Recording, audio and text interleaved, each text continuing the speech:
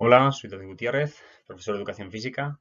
Actualmente estoy como catedrático en la Universidad de Castilla-La Mancha, impartiendo docencia en las asignaturas relacionadas con la iniciación deportiva en la Facultad de Educación de Ciudad Real, en el grado, y en la de Albacete, en el máster de Educación Física y Deporte en edad escolar. También pertenezco a la asociación Teaching is for Understanding, de la que soy actualmente el presidente del comité internacional. En este pequeño vídeo pues intentaré transmitir los elementos esenciales de la enseñanza comprensiva del deporte y que se complementan con un texto en el que aparecen puntos en que no se han tratado en este vídeo, por lo tanto animo a que también se lea el texto complementario. ¿A qué se parece o cómo se reconocer una clase, una sesión de enseñanza comprensiva del deporte? Juegos reducidos, alta participación, jugadores de distintos niveles de rendimiento que son capaces de jugar dentro de su reto óptimo, tareas o actividades de reflexión donde no tiene por qué estar el grupo entero parado, sino que puede estar siguiendo el resto de la clase a la vez que reflexionamos con un grupo. Actividades de coevaluación entre alumnos, utilización de las nuevas tecnologías en ocasiones que nos permiten pues evaluar o aumentar la comprensión.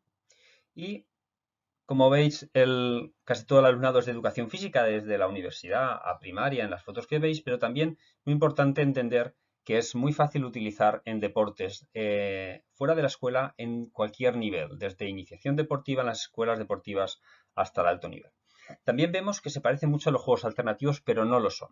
Es decir, la enseñanza comprensiva del deporte es una metodología y los juegos alternativos es un contenido y pueden estar bien enseñados o mal enseñados y caer en las mismas defectos que los deportes formales. ¿De acuerdo?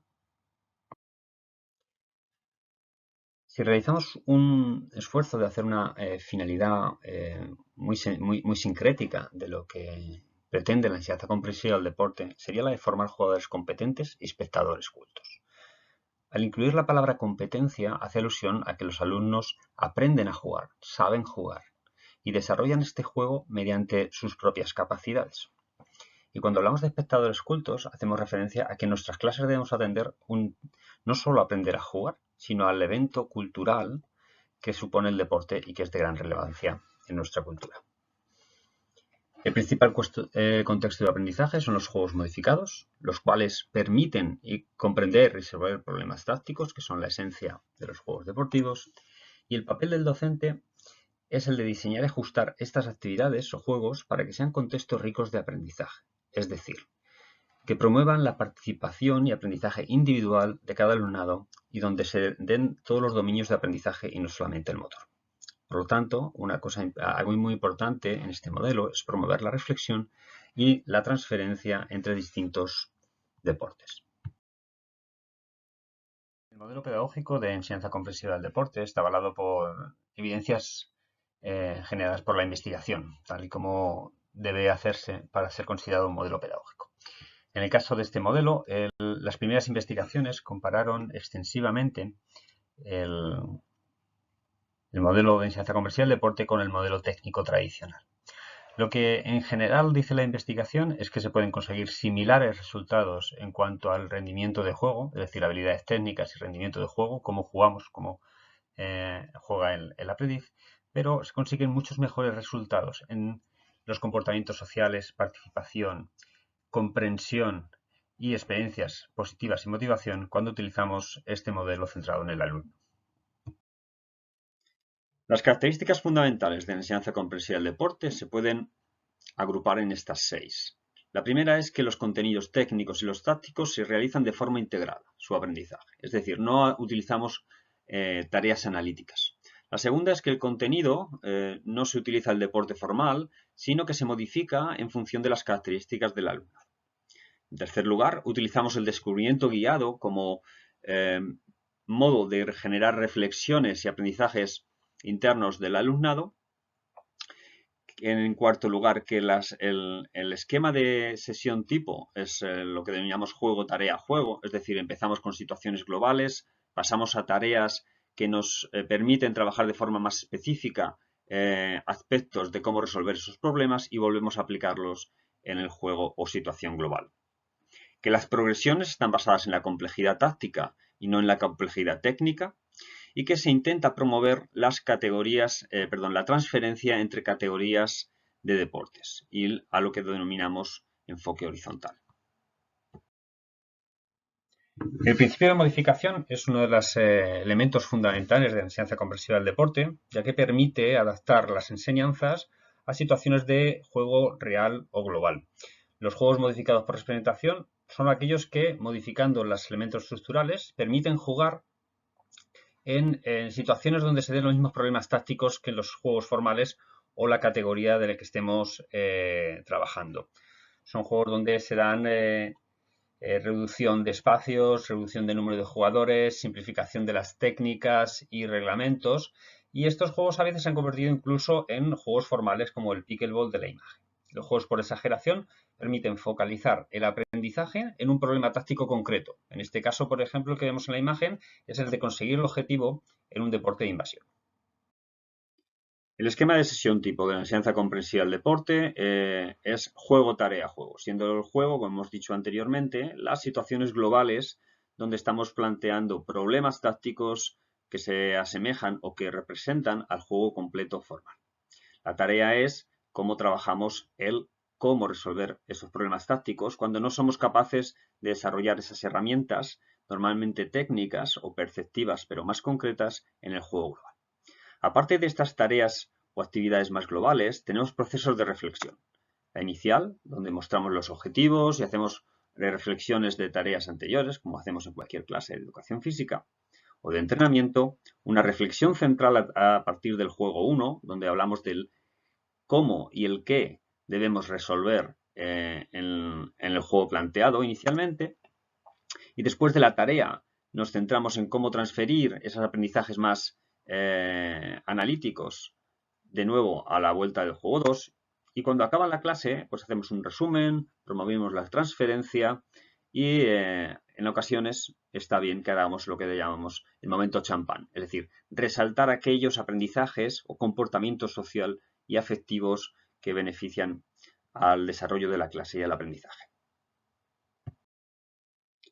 Si tuviéramos que pensar en cómo hacer un inicio de formación profesional, de formación docente en este modelo, yo planteo 3 pasos. El primero es comprender la esencia de los deportes. Tenemos que comprender y creernos que los deportes no son una acumulación de técnicas, sino un conjunto de problemas tácticos. La mejor manera de hacer esto, además, es vivir este tipo de metodologías para luego poder transmitirlas. Bien, el análisis y agrupación de deportes en función de problemas tácticos nos permite generar luego la idea de que no podemos enseñar deporte si no planteamos situaciones en las que los alumnos tengan que tomar decisiones. No podemos trabajar una técnica aislada y que luego las tengan que juntar todos en un contexto tan complejo como es el deporte formal. Tenemos que ir modificando progresivamente, pero desde el primer momento tienen que tomar decisiones. Además, el hecho de que el elemento central sea el problema táctico nos hace posible agrupar deportes en categorías en función de esta característica. Las 4 categorías que plantea la enseñanza comprensiva del deporte son deportes de invasión, red y muro, blanco y diana y campo y bate. Son las principales, son las tradicionales, pero se pueden ir añadiendo otras categorías que tengan también un alto componente táctico. El segundo paso sería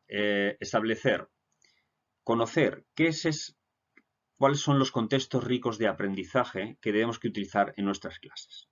Estos son los juegos modificados, que son aquellos que mantienen la esencia del deporte formal, es decir, los problemas tácticos, pero que se adaptan a las características de desarrollo de nuestro alumnado. Y tenemos que asegurarnos que sea un contexto rico de aprendizaje para todos los alumnos y no solamente para los más competentes.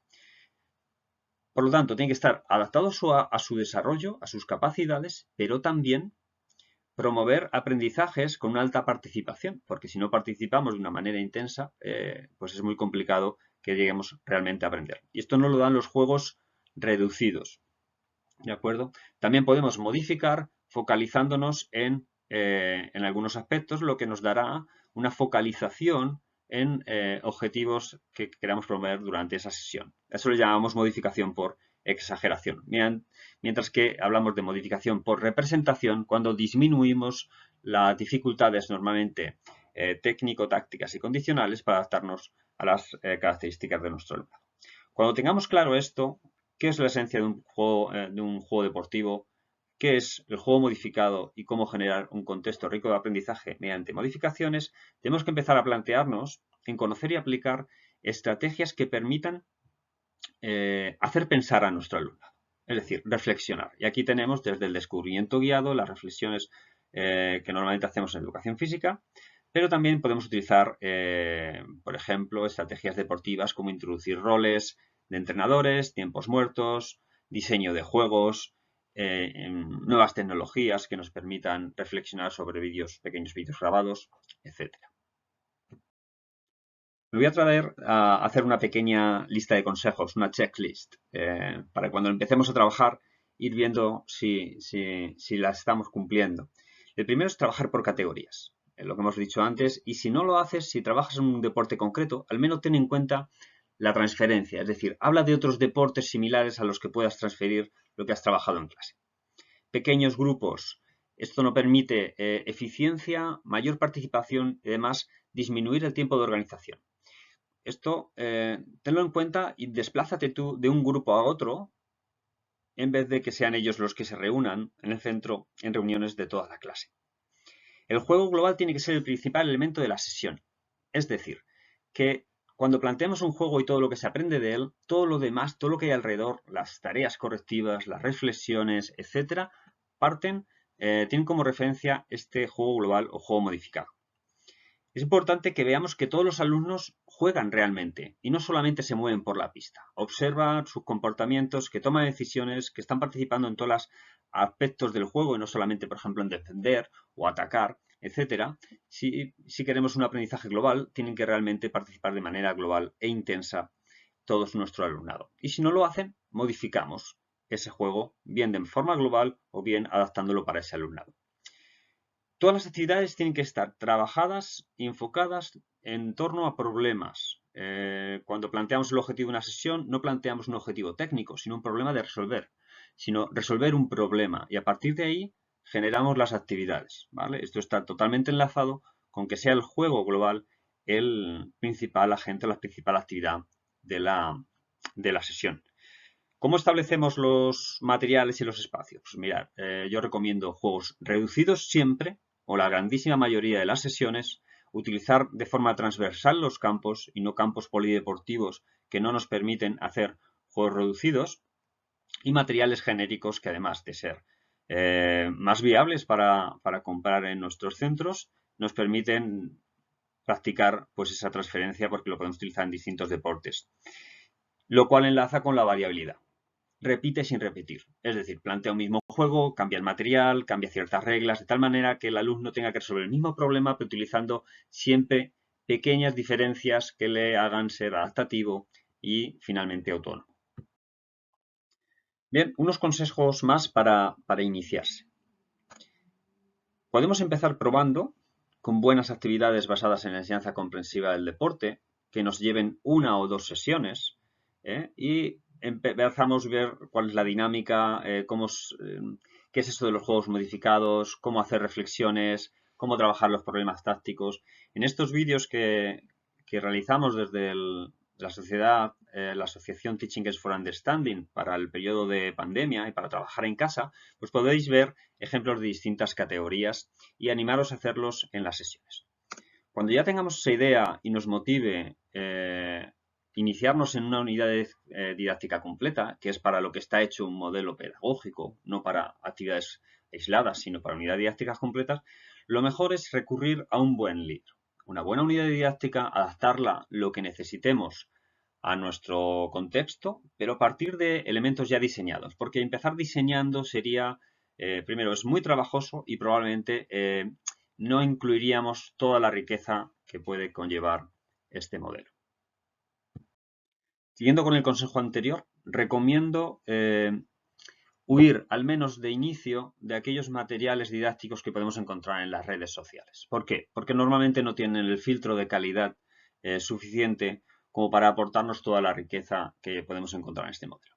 En español tenemos la suerte que actualmente contamos con una gran biblioteca de libros, de buenas editoriales, donde podemos encontrar muchos ejemplos, además con distintas variaciones del enfoque, con lo cual pues creo que sería la mejor manera, y a partir de ahí ya podemos empezar a discriminar qué es aquello que tiene la calidad suficiente como para aplicarlo y que no está presente dentro de un libro, incluso animarnos a diseñar nuestras propias unidades didácticas.